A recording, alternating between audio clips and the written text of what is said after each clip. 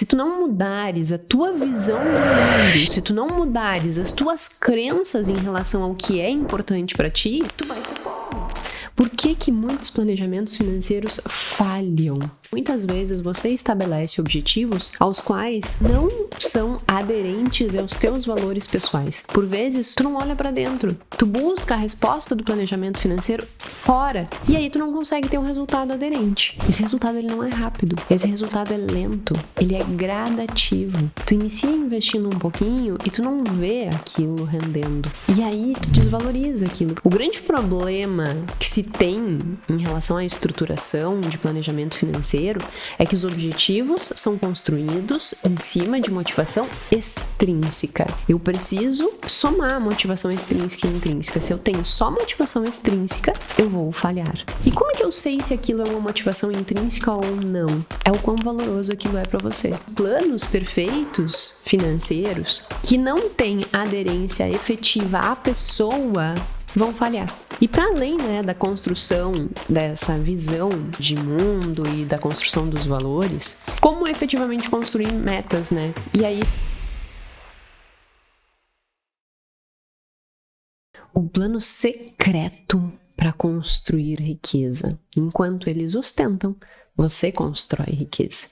Como assim, Jéssica? Onde você quer chegar com este papo?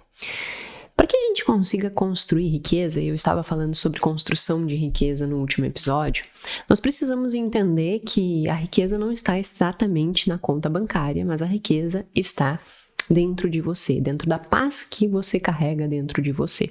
E isso significa ter uma estrutura financeira que não gere preocupações, isso significa você conseguir arcar com seus compromissos, isso significa você conseguir ter uma certa liberdade de escolha, isso significa você, no longo prazo, ter uma estrutura de vida, uma qualidade de vida e viver efetivamente a vida que vale a pena ser vivida, Só que para construir isso, nós precisamos, ao longo da vida, ir construindo metas e trabalhando na direção desses nossos objetivos. Então, eu estabeleço uma meta, eu cumpro essa meta e eu vou para a próxima. Então, é como se nós pensássemos assim, a vida que vale a pena ser vivida, a vida rica, a vida que te dá paz, que dá segurança, que te dá liberdade, é aquele objetivo maior.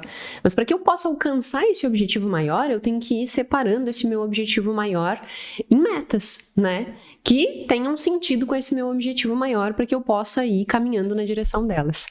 Como estruturar essas metas? Por que muitos planejamentos financeiros falham? E o que fazer? Qual seria um caminho para que nós não nos deixássemos à mercê, desses erros? É exatamente isso que nós vamos falar no episódio número 208 do podcast Mais Que Finanças, como se fosse um plano secreto, porque é algo dentro do planejamento financeiro muito negligenciado e que poucas pessoas falam. E eu quero falar hoje aqui. Então, no nosso episódio número 208 do podcast Mais Que Finanças, podcast em que nós falamos muito mais do que números, nós falamos de comportamento financeiro. Se você está aqui pela primeira vez, seja muito bem-vindo. Meu nome é Jéssica Câmpara, eu sou doutora em Finanças Comportamentais. Toda terça e sexta temos um episódio novo aqui, trazendo um artigo, trazendo discussões relevantes. Hoje, em particular, discutiremos 2 artigos, como sempre nas referências. E o objetivo da discussão desses 2 artigos é entender caminhos para o planejamento financeiro que são negligenciados e que é o que falta para que o planejamento financeiro funcione. Quando a gente pensa em conceito de planejamento financeiro, nós entendemos que planejamento financeiro nada mais é do que um processo de construir estruturas, de construir planos de ações que façam com que você alcance os seus objetivos. Então, dentro do planejamento, parte do pressuposto de eu definir as minhas metas, de eu entender como que eu consigo alcançar aquelas minhas metas e eu implementar essas ações para eu alcançar essas minhas metas. E muito se discute sobre a efetividade disso, Ah, mas eu já fiz metas e não consegui bater.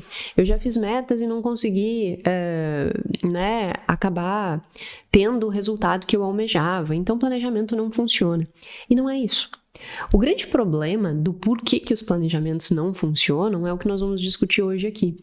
E sendo bem direta, o principal problema é que muitas vezes você estabelece objetivos aos quais não são aderentes aos teus valores pessoais, às tuas motivações intrínsecas. Então, tu constrói objetivos pautados em motivação extrínseca e não intrínseca. E aí, tu não tem engajamento na execução das tarefas necessárias, do esforço que tu precisa empregar para alcançar aquele objetivo, porque tu, no final das contas, tu acaba te desmotivando, tu acaba desistindo e isso faz com que tu venha a falhar. Então, é muito importante nós entendermos essa estrutura e entendermos que se eu não levar em consideração motivadores intrínsecos, eu vou falhar. E aí é exatamente isso que discute esse artigo. Eu ligo o ar, desligo o ar, ligo o ar, desligo o ar. Tava no 23 e eu começo a ficar com frio. Aí eu desligo e me dá calor. E assim a gente vai. Esse artigo, o primeiro que nós vamos discutir, ele traz uma narrativa para planejamento financeiro mesmo. E ele parte do pressuposto seguinte: primeiro, existem inúmeras evidências de que essa concepção de que, então planejamento financeiro para mim não funciona é equivocada. Isso é uma visão míope da realidade, porque provavelmente a pessoa fez planejamento financeiro errado. Porque todas as revisões sistemáticas que nós temos, nós entendemos que sim, estabelecer metas, construir objetivos, isso dá um guia, dá um norte, dá um direcionamento para a tua ação. Então pensa assim, se eu sair daqui e eu não souber para onde eu tô indo, não tem como eu dirigir de uma forma adequada, porque eu vou sair sem rumo. Agora, se eu sei para onde eu tô indo, eu pego o carro e eu vou. Então, entende que deixar a vida seguir sem tu ter um rumo de para onde tu vai é péssimo. E aí isso já não tem mais discussões dentro da ciência. Estabelecer objetivos, isso é indispensável para guiar o teu comportamento. O problema é que boa parte desses objetivos, eles são estruturados do ponto de vista prático, né? Do ponto de vista simplesmente operacional, sem tocar a pessoa.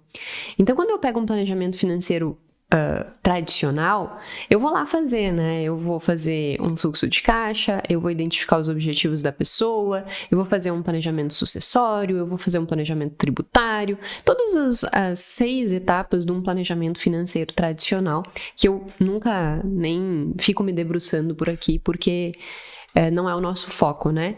Mas um planejamento financeiro tradicional vai seguir todas essas etapas.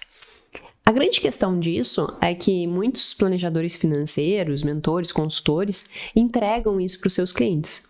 Então, eles fazem lá o mapa, o diagnóstico, entendem a situação do cliente e dizem: tu precisa reduzir gastos, tu precisa aumentar a tua receita, tu precisa guardar isso por mês durante tanto tempo para alcançar esses objetivos, tá aqui o plano de ação. E aí entrega o plano de ação.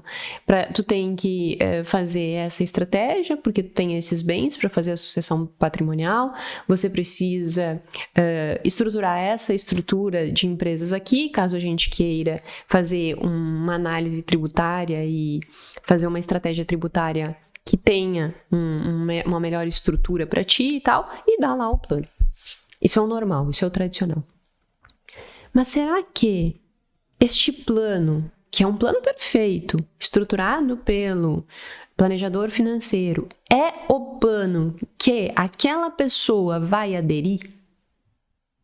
E aí ele dá um exemplo no artigo de um estudo que foi feito com mais de 6.000 pessoas, com esse tipo de estrutura. Era um algoritmo que produzia o plano de ação das pessoas, mas aderente com o que a pessoa estava indicando, então tinha uma certa contextualização ali dentro das peculiaridades daquela pessoa. E o que aconteceu é que menos de 30% das pessoas aderiram ao que foi sugerido. Então, em torno de 60%, 70% das pessoas não aderiram ao que foi proposto. Então, 2/3 simplesmente entrou aqui, saiu ali, e não aderiram ao plano. E isso é uma evidência muito clara de que planos perfeitos financeiros que não têm aderência efetiva à pessoa vão falhar. Se tu não viu o episódio passado, eu falei sobre a formação em finanças comportamentais, que inclusive está com as vagas abertas, e eu disse, né? Eu acho que o grande diferencial da formação é porque eu vou além do conteúdo, eu consigo tocar nas pessoas.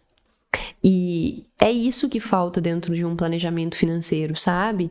Por vezes tu, sendo planejador ou sendo a pessoa que está desenvolvendo o teu próprio planejamento, tu não olha para dentro, tu olha para fora.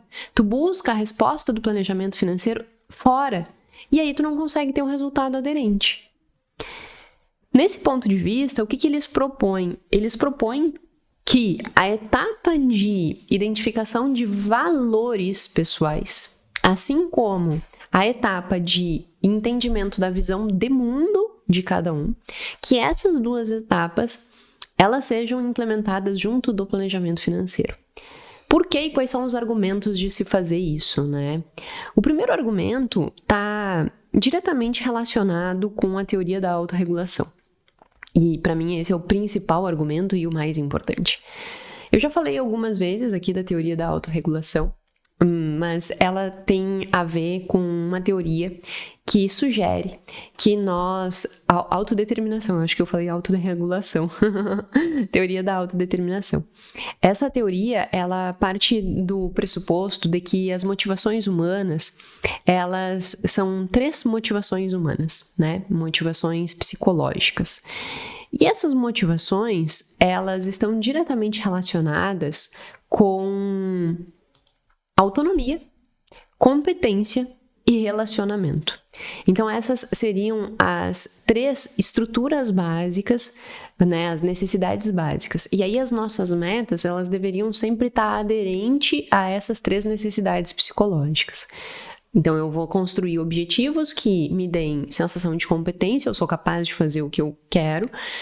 Vou estabelecer objetivos que me deem relacionamento, então, priorizar a questão dos vínculos afetivos, que dentro da ciência já está extremamente validado, que são indispensáveis para uma vida feliz. E vou construir autonomia, ou seja, ter a sensação de que eu tenho as rédeas da minha vida, de que eu consigo, de certa forma, ter autonomia no meu processo decisório. E aí, dentro do processo de autonomia, existe como se fosse uma régua de motivação, em que tu pode estar no extremo da régua, que evidencia a motivação extrínseca, ou tu pode estar no outro extremo da régua, que evidencia a motivação intrínseca. Qual a diferença dessas duas motivações? Quando a motivação é extrínseca, isso significa que as tuas motivações, elas dependem de recompensas externas, de elogios externos, de dinheiro, de tudo que precisa ter um aspecto prático externo, sabe? Assim, não é uma coisa que tu te motiva por simplesmente te motivar, mas aquilo ali precisa te dar um resultado palpável externamente. Então, quando a gente pensa em planejamento, isso é um grande problema quando eu tenho motivação única e exclusivamente extrínsecas. Por quê? Porque quando eu tenho uma motivação única e exclusivamente extrínseca, eu estou dependente do resultado que aquele meu comportamento está me dando. E quando a gente fala de aposentadoria, quando a gente fala de construção de segurança, quando a gente fala de estruturar liberdade financeira, o que menos nós temos é rapidez na percepção dos resultados. Esse resultado ele não é rápido. Esse resultado é lento. Ele é gradativo. Tu inicia investindo um pouquinho e tu não vê aquilo rendendo. Tu não vê aquilo tendo importância na tua vida. E aí tu desvaloriza aquilo, porque tu pensa, caramba, eu investi 2, 3 anos e olha quanto que eu tenho. Tu tem que seguir. Leva um bom tempo até que tu olhe e diga assim... Agora eu tô começando a ver um resultado acontecer. Agora eu tô vendo o dinheiro sobrar. Agora eu tenho paz. Por vezes leva tempo de chegar nesse ponto.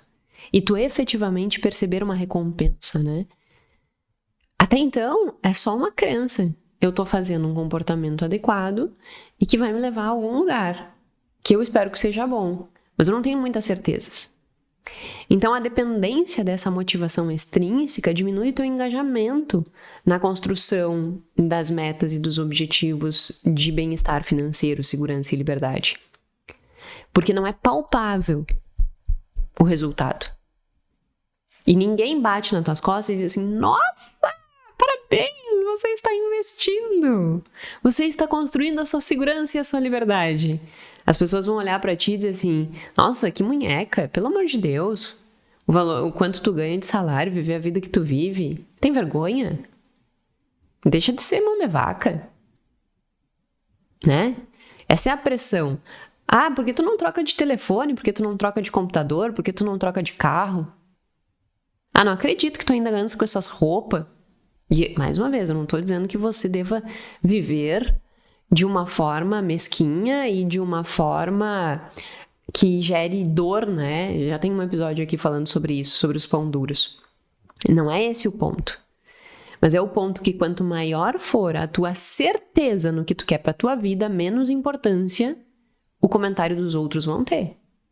Mas se você estiver na motivação extrínseca, o comentário do outro importa muito. Por quê? Porque não existe motivação intrínseca. O que é a motivação intrínseca? Aquilo é tão importante para ti internamente que tu não precisa reforço positivo, que tu não precisa ver de imediato o resultado daquilo, que tu sabe dentro de ti que tu está fazendo as escolhas certas para te levar para o lugar que você deseja. Então, isso é a motivação intrínseca. O grande problema que se tem em relação à estruturação de planejamento financeiro é que os objetivos são construídos em cima de motivação extrínseca. E daí não tem identificação da pessoa com o objetivo.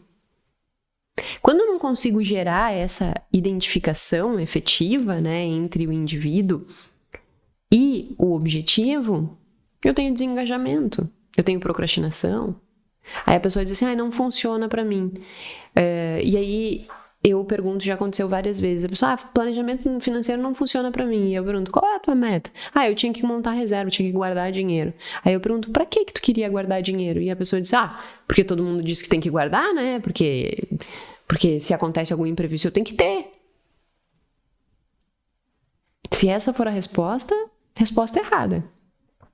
Porque percebe que ele não está olhando e dizendo assim, eu tenho que guardar porque eu guardando eu tenho uma segurança maior, eu tenho uma estrutura financeira que me dá paz. Eu sei que isso vai dar liberdade para os meus filhos. Não, é porque todo mundo diz que tem que ter, né? Pronto, tá fadado ao fracasso. Aí eu pergunto, e qual era um outro objetivo? O outro objetivo era investir para aposentadoria. E tu investiu para aposentadoria? Não, mas por que tu queria investir para aposentadoria?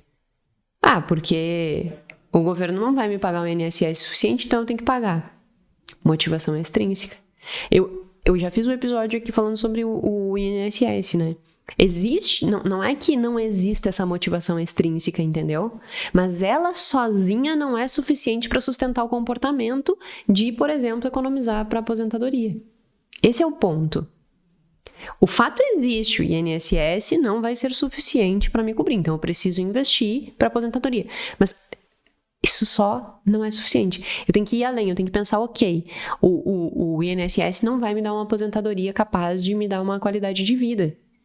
Aí eu entro no ponto. O fato não é só o INSS não me pagar um valor e eu ter que obrigatoriamente colocar. É porque se eu colocar, eu ganho qualidade de vida. Se eu colocar, eu ganho uma velhice saudável. Se eu colocar, eu ganho paz. Aí eu tô somando motivação extrínseca com extrínseca. Aí eu melhoro no meu engajamento. Então esse é um ponto muito, muito, muito relevante que é completamente negligenciado pelas pessoas. Eu preciso somar motivação extrínseca e intrínseca. Se eu tenho só motivação extrínseca, eu vou falhar. E como é que eu sei se aquilo é uma motivação intrínseca ou não? É o quão valoroso aquilo é para você. E aí a importância de nós identificar os valores de cada um, né? Qual é a tua vida que vale a pena ser vivida? O que é importante para ti? O que é relevante para ti? Já parou para pensar sobre isso? E hierarquicamente, como que isso se estrutura? Eu consigo olhar e pensar estruturalmente como que isso guia as minhas decisões no dia a dia. Então eu preciso entender o que é valoroso para mim, eu preciso entender o que é uma vida significativa. É segurança? É liberdade? Para mim essas duas coisas pesam muito. Obviamente que eu sou enviesada, porque eu estudo bem-estar financeiro há muito tempo, então eu sou um tantinho enviesada, né? Já reforcei tanto isso dentro de mim, que, nossa, ter segurança e liberdade financeira são coisas que estão dentro da minha hierarquia em primeiro nível. E aí eu não faço nada de tomada de decisão que vá ferir esses dois objetivos, que são objetivos ligados a finanças, né? Diretamente ligado às finanças. Então, assim, para mim é inegociável ter um bom dinheiro guardado, que qualquer imprevisto eu consiga arcar, assim como é indispensável ter uma renda que me dê uma boa qualidade de vida, no sentido de pagar as minhas contas e sobrar, porque eu não posso estruturar o meu estilo de vida que comprometa toda a minha receita, porque se eu fizer isso, eu perco segurança e liberdade. Então, eu sempre cuido, é óbvio assim, né? Eu já falei também aqui num episódio sobre níveis de renda. E quanto maior o teu nível de renda, maior é a proporção que tu deve investir. Então, quando eu tinha 10 anos atrás ganhando 3 mil reais, eu e o Gui junto, 3 mil e pouco, investir 30% era algo... 30%, 20% era algo que não tinha como dentro do nosso orçamento.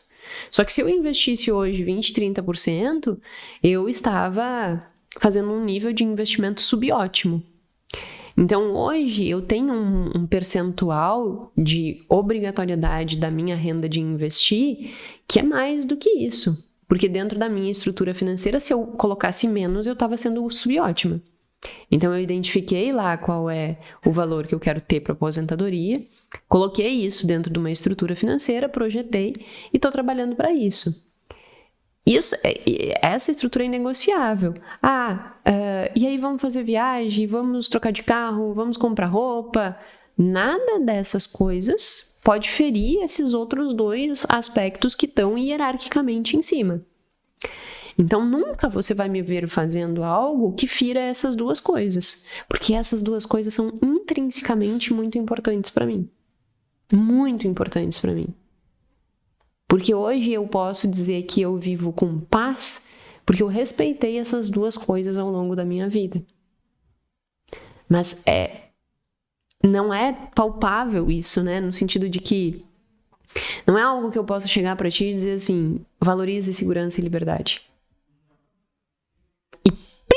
A partir de agora tu valoriza segurança e liberdade. Precisa haver um processo de mudança. Por isso que esse artigo discute a questão de visão de mundo, que são as tuas crenças. Se tu não mudares a tua visão do mundo, se tu não mudares as tuas crenças em relação ao que é importante para ti, e, por exemplo, tu seguir dando importância à ostentação, tu vai ser pobre.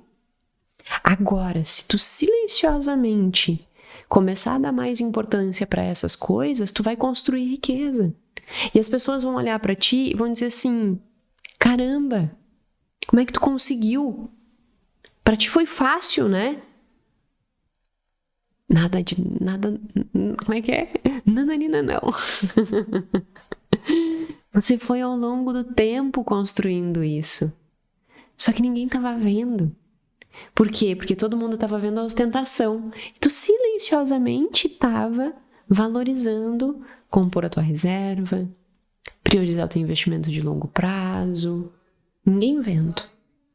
Aí quando tu chega nos teus objetivos e começa a, dentro da proporção, ter um pouquinho mais de liberdade para encaixar algumas outras coisas, as pessoas olham e dizem assim, meu Deus, mas tu tá bem de vida, hein? Aí silenciosamente construindo a tua riqueza. Priorize. Silenciosamente construir a tua riqueza. Nutra isso dentro de ti. Nutra isso como um fator importante, porque, assim, valores, eles são algo muito individual. Trazendo um exemplo. Intrinsecamente, essas duas coisas é muito importante para mim. Pro Gui, intrinsecamente, sabe o que é muito importante para ele? Dar segurança para a família. os nossos filhos, se vierem. Então, o que motiva ele intrinsecamente não é ele se sentir seguro, não é ele estar muito bem estabelecido, mas é ele me ver bem. Por quê? Porque ele tem elevado nível de sociabilidade, de amabilidade. E esse traço de personalidade tem uma tendência muito grande a priorizar o outro. Isso é ruim? Não. A depender de como tu direciona esse traço de personalidade. Então, o Gui direcionou esse traço de personalidade para olhar e dizer assim: eu tenho a responsabilidade de dar segurança e estrutura para minha família. Minha família tem que olhar para mim e ver eu como um esteio dessa família, tanto do ponto de vista emocional quanto do ponto de vista financeiro. Isso é motivador intrinsecamente para ele. Ele se move em relação a isso. Eu não me movo em relação a isso. A minha movimentação é construir segurança e liberdade. Mas não por causa dele, porque intrinsecamente para mim, eu preciso disso para ter sanidade mental. Ele não necessita disso necessariamente para ter sanidade mental. Mas para ele ter sanidade mental, ele tem que ver a família dele bem estruturada. Então, o que eu quero mostrar com isso? Que não tem como tu copiar do outra pessoa. Tu precisa mergulhar em ti para te entender. E por vezes, mergulhar em si exige tu entender coisas que tu talvez ainda não entendeu. Lá no módulo 7 da formação, nós fazemos isso. Desde traumas, traços de personalidades, crenças nucleares, desamparo, desamor e desvalor, que a gente consegue mensurar por meio de escalas, crenças financeiras, de rejeição, de adoração, de status, de vigilância. Os traumas eu já falei, autocontrole, visão de longo prazo, visão de curto prazo, discrepância entre a vida que eu gostaria e a vida que eu vivo. Enfim, são inúmeros testes que vão te ajudando a mergulhar dentro de ti mesmo, para se entender, para entender qual é a vida que vale a pena para ti, quais são os aspectos realmente relevantes para ti, para que daí sim tu estruture metas e objetivos pautados nisso. Eu acho muito lindo esse processo, sabe? De olhar, se entender e aí efetivamente caminhar na direção dos seus objetivos. Então não tente fazer metas aleatórias, não tente fazer metas subjetivas, porque isso não vai funcionar. Nós já estamos no dia, deixa eu ver que dia esse podcast vai ir ao ar. Nós já estamos no dia 16 de janeiro. Talvez tu já até fez o teu planejamento financeiro. Talvez você inclusive tenha estado comigo no final de semana, no dia 10 e no dia 11, que nós fizemos o intensivo de planejamento financeiro comportamental. A imersão, né, de planejamento financeiro comportamental. E se tu esteve lá comigo, tu me escutou profundamente me debruçar em todas essas questões. Se tu não esteve, aqui já fica a reflexão. Se você já montou o seu planejamento financeiro, revise pensando essas coisas. Se você ainda não montou, reflita antes esses aspectos para estruturar algo mais bem pautado nas tuas motivações intrínsecas. E se você quiser se aprofundar ainda mais nesses motivos, entre para a formação. Hoje é dia 16, as inscrições para formação em finanças comportamentais vão até domingo. Domingo, dia 18. Dia 19 nós já temos a nossa aula inaugural. Então já estão acabando aí, né? Hoje é sexta. Já estamos praticamente nos finalmentes dessa turma, encerrando as inscrições. E de verdade, assim, se eu fosse você, não deixava passar essa oportunidade, porque é um mergulho que hoje eu tenho total segurança de dizer que muda a tua vida se tu mergulhar de verdade. Se tu mergulhar de verdade, porque é sempre o que eu digo, né? Não adianta comprar um curso. É que nem assim, eu pago a academia. Tu tá indo? Não tô tendo resultado. Tá, mas tu tá indo? Não tô. Então é óbvio que tu não vai ter resultado, né? É por isso que eu cuido um pouco com essa questão de dizer o que vai gerar de resultado, porque é uma via de mão dupla, né? Então, precisa se entregar. Mas se você se entregar, te garanto que eu estarei do seu lado para pegar a sua mão. E todos nós, né, dentro dos alunos, assim, a interação é muito legal. Partindo dessa construção, e aí quem quiser, o link tá aqui e por aí tá rodando. As inscrições vão até domingo à meia-noite. E para além, né, da construção dessa visão de mundo e da construção dos valores, como efetivamente construir metas, né? E aí vem muito, do ponto de vista prático, a sugestão de desenvolver metas dentro do modelo SMART, que é extremamente conhecido. Só que ele é insuficiente também. Então eu vou resumidamente falar do modelo SMART e vou trazer um outro modelo que é mais... que não exclui o modelo SMART, mas que é como se fosse essa etapa anterior e que realmente é muito interessante de se pensar e é muito negligenciado pela maior parte das pessoas. Então é estruturar de uma forma organizada essas questões de valores que eu estava mencionando. Bom, o modelo SMART, ele parte por eu construir, né, metas específicas. Então, o que eu quero efetivamente? Não adianta ser subjetiva, então tem que entender o que quero. Mensuráveis, eu tenho que conseguir medir. Então, por exemplo, eu quero uma reserva de emergência para esse ano. Quanto? Né? Então, eu preciso medir. Eu quero 12 mil, então tem que investir R$1.000 por mês. Mensurável. Ela precisa ser alcançável, caso contrário, você vai desistir. Isso eu já mencionei várias vezes aqui no podcast. Essa coisa que falam por aí, faça metas audaciosas, você vai falhar. Seu nível de dopamina basal vai lá no chinelo e tu não vai conseguir se manter consistente. Tu vai desistir. Escolha é tua. Quer seguir os gurus por aí que ficam mandando fazer metas audaciosíssimas? Ou tu quer ser realista, botar o pé no chão e fazer o que precisa para alcançar aquilo que tu quer? Te garanto que esse segundo vai te levar onde tu quer. O primeiro vai te deixar deslumbrado e com certeza não vai fazer com que tu construa riqueza. Tô forte hoje, né? É porque me cansa um pouco essas coisas da internet, sabe? Ficam iludindo as pessoas e me incomoda. Enfim. Depois elas têm que ser relevantes, então ela tem que ser relevante para o objetivo, é aquela construção, né, que a meta precisa estar pautada num guarda-chuva de objetivos e ela precisa construir, ajudar a construir esse objetivo, então ela tem que ser relevante dentro dessa estrutura. Alguns falam que essa relevância também tem que ser relevante para a pessoa, aí depende e daí entraria valores, mas é muito superficialmente discutido isso dentro desse modelo. E ela precisa ter um tempo determinado, até o fim do ano, 12 meses. Então esse é um modelo da meta SMART. Só que ela negligencia algumas coisas, que tem um modelo chamado modelo Clever. Não ficou um nome muito didático, né? O Clever. Modelo Clever, que traz algumas variáveis que não tinham sido pontuadas e não são muito pontuadas dentro do modelo SMART, que são extremamente relevantes dentro disso que eu estava falando, de olhar para as metas com valores. Então, quais são as variáveis do modelo Clever? Clever, então, são 6 variáveis. C-L-E-V-E-R. Clever, tá?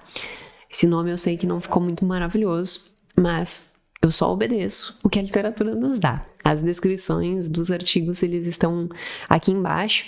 Esse artigo, esse modelo Clever, ele não foi necessariamente estruturado para metas financeiras, mas eu julguei ele muito interessante, por isso que eu quis trazer, tá? Então, primeira coisa. Clever C. C de quê? De contexto. Quando tu fores estabelecer uma meta, entenda qual é o teu contexto. O exemplo que ele dá aqui no artigo é assim, ó. Sou solteira e desde a minha internação no hospital não consigo mais administrar minhas finanças. Não posso mais ir ao banco, não estou acostumada a usar um tablet e gostaria de aprender. Moro em um pequeno apartamento na periferia da cidade, tenho 3 vizinhos no meu andar e tentamos manter contato. O contexto de cada um importa.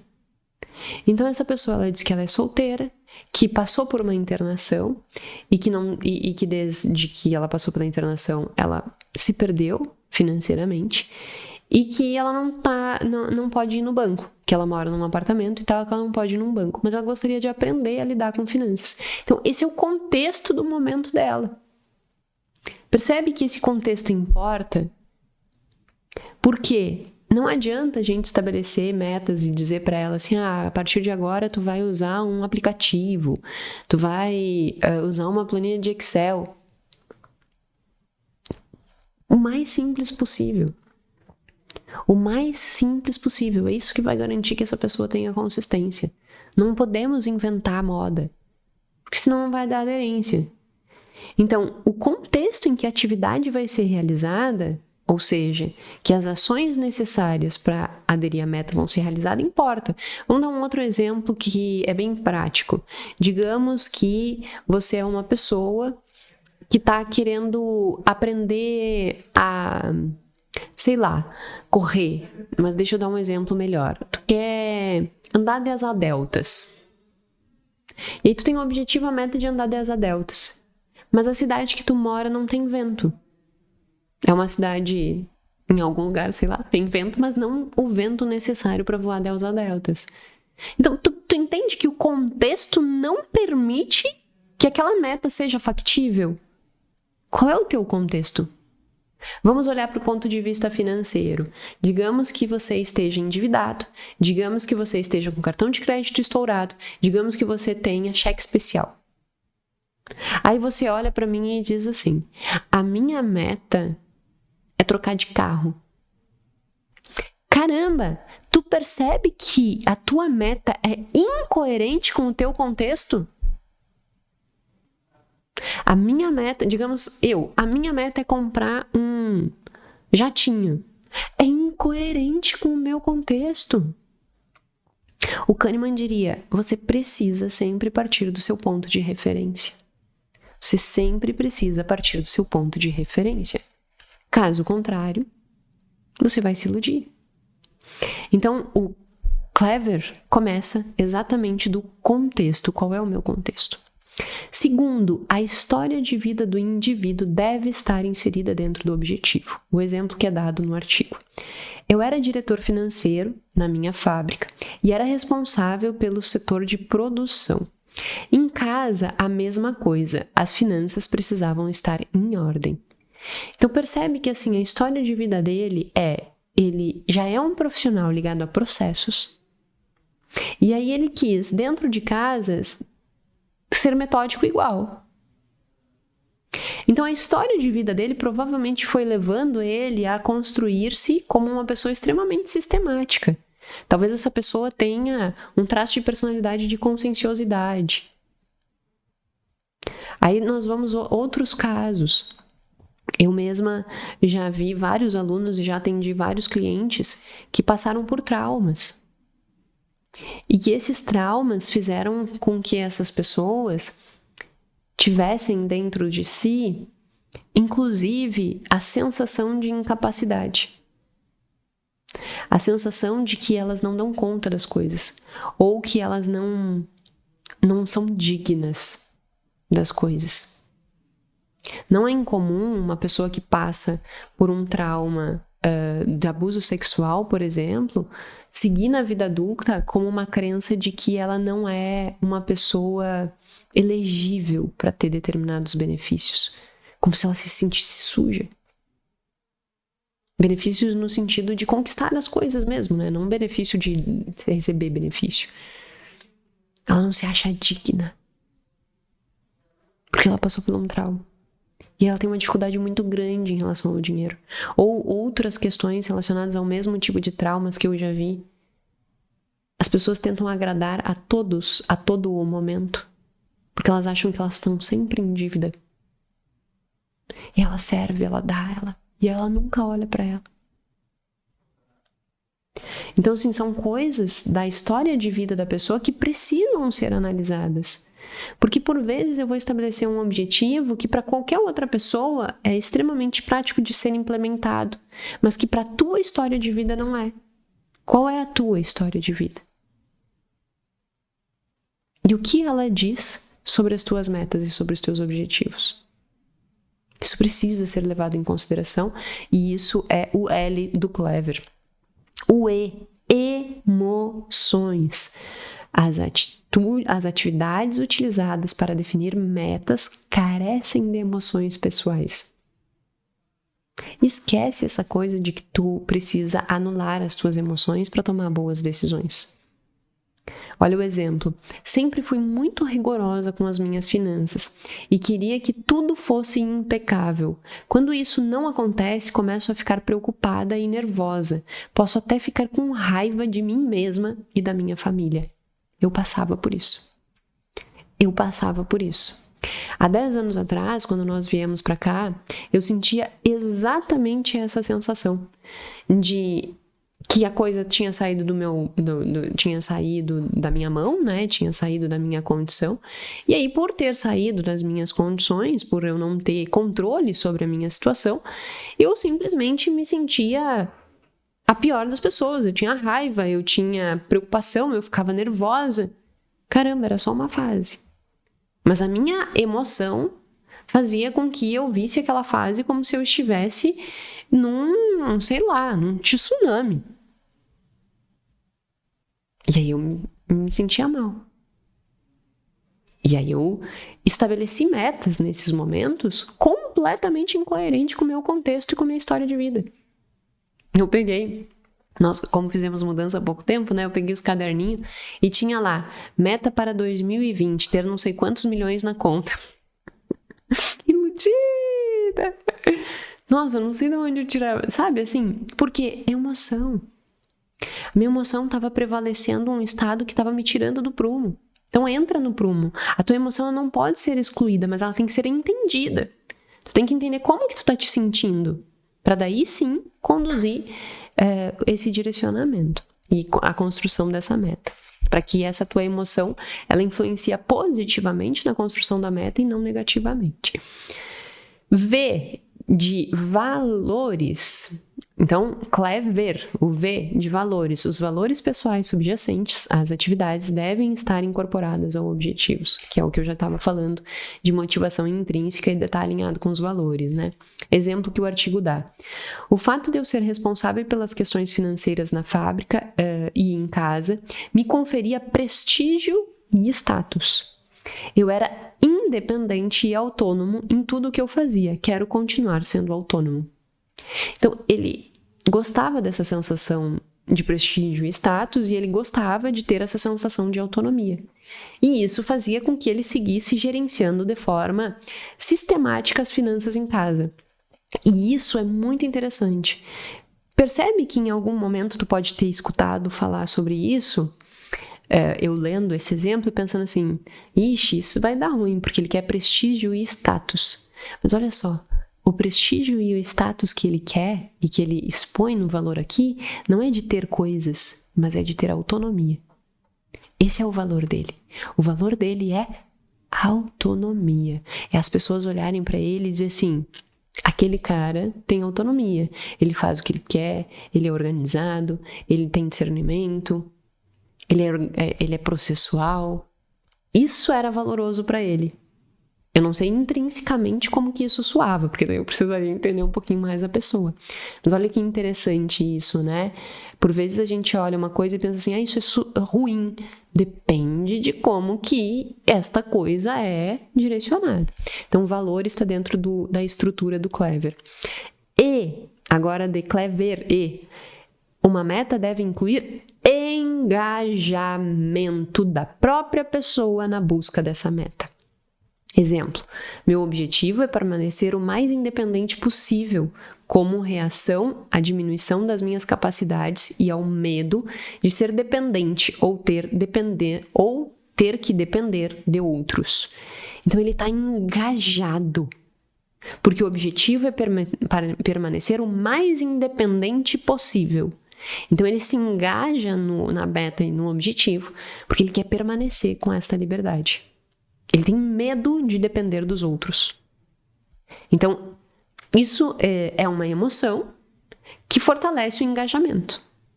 Então, olha que interessante, né? Não adianta eu ter uma meta e eu não me engajar na execução dessa meta. Eu preciso ter ação. Eu preciso efetivamente caminhar na direção dessa meta. E por fim, mas não menos importante, o R, os objetivos eles devem ser relevantes para o indivíduo. Exemplo, essa atividade é muito relevante. Eu a pratiquei antes, quero continuar a praticá-la e sei que não posso realizá-la agora devido ao meu estado de saúde. Então é porque esse artigo ele trabalha com perspectivas de pessoas que estão com algum problema de saúde, né? Então percebe assim, ele olha para o objetivo, ele entende que nesse momento ele não pode realizar, mas ele entende que aquilo é relevante para ele. Por quê? Porque fez bem, ele se sentiu bem praticando e ele quer manter.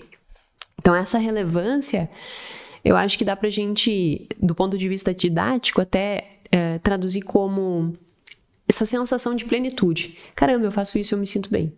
Isso aqui é uma das evidências também que traz a motivação intrínseca, né, em evidência.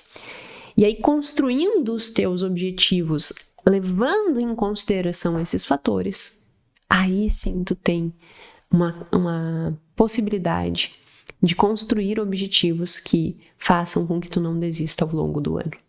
Então escreve num papel, lembrando quais são os 6 elementos do Clever: contexto, a história de vida, emoção, valores, engajamento e relevância. Coloca todas essas coisas e vai escrevendo do lado. Faz esse exercício que vai te ajudar bastante. Se você esteve e me acompanhou no nosso final de semana para fazer o planejamento financeiro comportamental, tu já teve acesso a isso e lá tem todas as ferramentas. Se você ainda não fez, respira, não pira, baixa a cabeça e faz. Jéssica, eu não comprei a formação, não estou com acesso ao intensivo. Você ainda tem tempo de adquirir a formação, né? A formação ela vai as inscrições até dia 18 à meia-noite e aí depois encerra. Então nós estamos encerrando já nos últimos dias, né, 2-3 dias aí das vendas da formação em finanças comportamentais. Se você não viu o episódio que eu gravei na terça-feira, te convido a ver. É um episódio que eu explico tudo o que tem dentro da formação e que, sem dúvida nenhuma, é bem relevante para quem quiser entender o porquê que a formação ela é tão transformadora. Eu agradeço de coração a sua atenção. Se esse episódio foi interessante e valoroso para você, compartilhe com outras pessoas. Vamos fazer, né, com que esse conhecimento chegue a mais pessoas e aplique, né? Eu sempre digo assim, um conhecimento sem ação é apenas uma sobrecarga mental. Então, você precisa aplicar para que efetivamente tenha o resultado. Então, aplica essa técnica, pensa nos teus objetivos. Se tu esteve comigo na imersão e já pensou sobre isso, espero que tenha sido muito, muito, muito relevante para você. E aqueles que quiserem permanecer comigo e ir com maior profundidade ainda nesses aspectos, tendo ferramentas para conseguir analisar cada um desses itens, né? Então, se aprofundar, por exemplo, no módulo 7 da formação, que nós temos mais de 30 instrumentos validados para que você efetivamente consiga entender o teu padrão de comportamento com dinheiro, para que você consiga mudar esses padrões e caminhar na direção de uma vida que vale a pena ser vivida, entra na formação. As inscrições estão abertas, como eu já tinha dito, e é extremamente transformador e eu espero que tu te dê essa oportunidade de viver essa transformação. Agradeço imensamente a sua paciência e até a semana que vem. Segunda-feira começam as aulas da formação. Quem já adquiriu, seja muito bem-vindo, meus novos ETs.